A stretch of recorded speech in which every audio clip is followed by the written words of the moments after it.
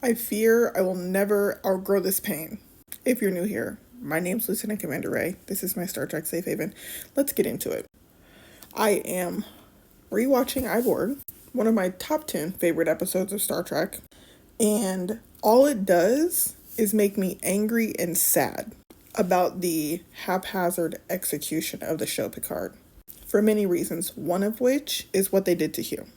The beautiful symbolism of the character Hugh is completely lost on those people. In the episode, at this point, specifically in this episode, in this scene, he says, "Once you finish your test, what will be done with us?" Geordi says, "We'll send you home." Right before he says that, Hugh says that he can't hear the others anymore. And Beverly interprets that. She said, "I think what you're saying is that you're lonely." He gains his personhood. He starts referring to himself in the first person. When they decide not to use him as a weapon, he makes his choice. I would choose to stay with Geordi. But what does he do anyway? He sacrifices his life, his personhood, his individuality, his autonomy to save the ship. Geordi, being the person he connected with the most on the ship, the person who named him.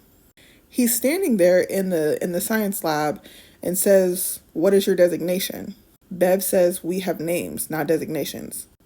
He says, "What is my name?"